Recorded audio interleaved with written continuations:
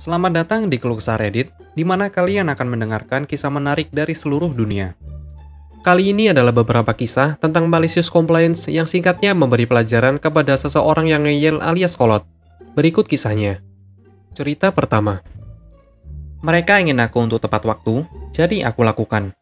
Ini terjadi ketika aku masih magang di tempat kerja saat ini, beberapa tahun yang lalu. Itu tidak pernah dikomentari oleh manajemen, tetapi bersifat internal di dalam departemenku. Kami memiliki sistem stempel waktu elektronik untuk mencatat jam kerja kami. Ketika kami tiba atau mulai bekerja, kami akan masuk. Dan ketika kami pergi, kami keluar.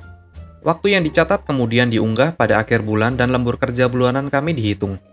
Pada saat itu, kebiasaanku sehari-hari adalah, jika shift dimulai pukul setengah 1 siang, aku akan berangkat dari rumah pukul 12 siang, dan bekerja kira-kira pukul 12:15 atau 12:20, tergantung pada lalu lintas. Dalam kasus yang sangat buruk bisa telat sampai jam 12:25. Sekarang ini relevan untuk mengetahui setiap jam dan rentang waktu di mana dua orang harus hadir di tempat kerja setiap saat. Dari jam 12 sampai jam 12:15, 12:30 sampai 12:45, jam 1 sampai jam 1:15, dan seterusnya. Jadi karyawan hanya bisa meninggalkan posisinya ketika penggantinya dengan pakaian kerja, hadir, dan masuk.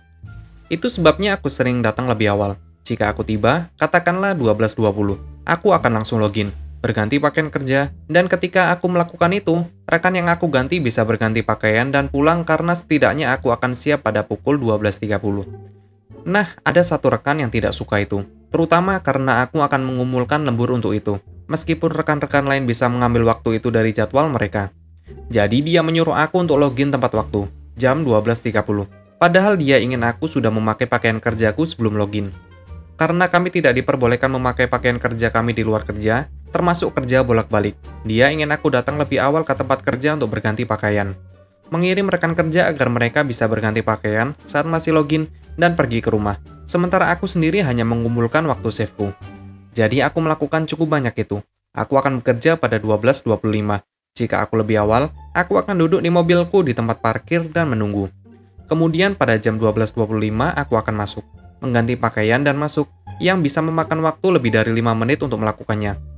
Dan karena aku tidak cukup awal, penggantiku tidak dapat pergi lebih awal dan akan membuat lembur yang tidak mereka inginkan. Tentu saja sebagian besar rekan kerja tidak keberatan dengan hal itu. Tidak ada yang peduli untuk tinggal 10 menit lebih lama. Tetapi rekan tertentu benar-benar tidak seperti itu. Semua ini kemudian menjadi bumerang baginya. Ketika aku tidak membuat cukup jam kerja, karena dia juga menuntut aku logout ketika aku selesai bekerja lebih awal di malam hari. Jadi setiap minggu akun waktuku akan menyusut dan menyusut. Mereka akan membuat aku bekerja beberapa hari lagi. Tetapi mereka tidak dapat melakukannya sepanjang waktu, karena sebagai magang, aku tidak diizinkan untuk bekerja lebih dari 5 hari seminggu, yang mana aku sudah rutin melakukannya. Mereka juga tidak bisa membiarkan aku bekerja dengan jam tambahan per hari, karena sebagai magang, aku juga tidak diizinkan bekerja lebih dari 8 jam per hari. Jadi tentu saja, di beberapa titik manajemen departemen mengajukan pertanyaan tentang mengapa aku terus-menerus kehilangan jam, tentang mengapa pekerja magang terlalu sering bekerja di akhir pekan, dan mengapa dia membuat shift 9 atau 10 jam. Setelah sebulan, dia berhenti mengeluh tentang aku yang datang lebih awal. Dan sejak saat itu, semuanya berjalan dengan sempurna sampai corona melanda. Cerita kedua.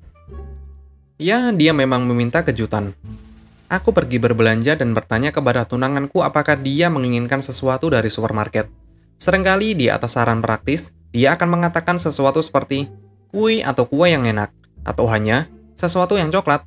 Selama bertahun-tahun aku telah mengembangkan pemahaman yang cukup baik tentang hal-hal seperti apa yang dia lakukan dan dia tidak sukai di sebagian besar kategori.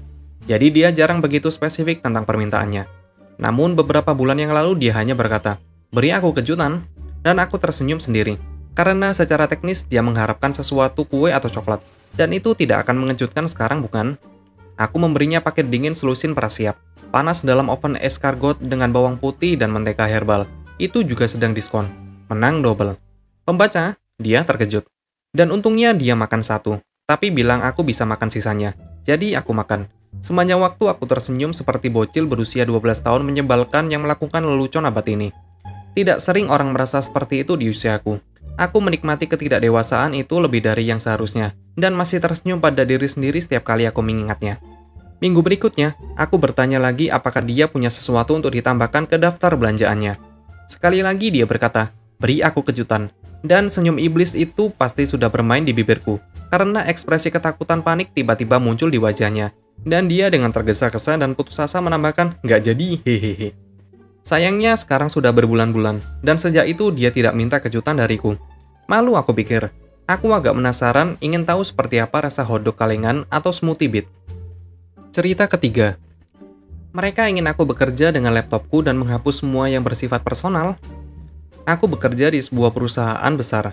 Kami mengganti laptop setiap 2 tahun. Tidak begitu tahu mengapa, karena tidak seperti melompat dari i7 ke generasi berikutnya i7 akan membuat aku bekerja lebih baik. Tahun ini bosku lupa untuk mengirim pesanan laptop baru, tetapi dalam hal ini mereka sebagai manajer hanya dapat menetapkan pengecualian sehingga aku tidak perlu mengembalikan laptopku, terutama karena proses untuk mendapatkan laptop baru memakan waktu 4 hingga 6 minggu. Sebagus-bagusnya, aku kira manajer tidak ingin kehilangan muka, jadi mengatakan kepada aku untuk membawa kembali laptop. Simpan semua yang butuhkan di drive, dan berikan kepada orang-orang IT, dan aku, yaitu manajer, akan memberi laptop baru oleh IOD. Kulakukan seperti yang diminta. Singkat cerita, dia akan menarik tuas, dan membelikan aku laptop, dan meminta yang lama untuk dikembalikan akan membuatnya terlihat buruk. Dia hanya meminta aku untuk menggunakan laptop pribadiku selama beberapa hari. Menggunakan laptopku diminta untuk menginstal klien, aku pikir oke. Maksudku, aku tidak berpikir mereka akan memantau aku. Hari berikutnya, aku mendapat banyak email tentang pemindaian kerentanan. Bosku meminta aku untuk memformat laptopku dengan gambar mereka, dan tidak menggunakannya untuk siapapun selain bekerja atau bekerja dari ponsel kantorku. Oke, aku akan bekerja dari ponselku. Tidak perlu untuk mengatakan selama beberapa hari, produktivitasku hampir nol. Setelah beberapa eskalasi untuk SLA yang rusak, manajerku akhirnya memutuskan untuk pergi ke IT dan meminta laptop kantor lamaku kembali. Terima kasih telah menonton video ini. Kalian bisa like, komen, dan subscribe channel ini. Sampai bertemu di video selanjutnya.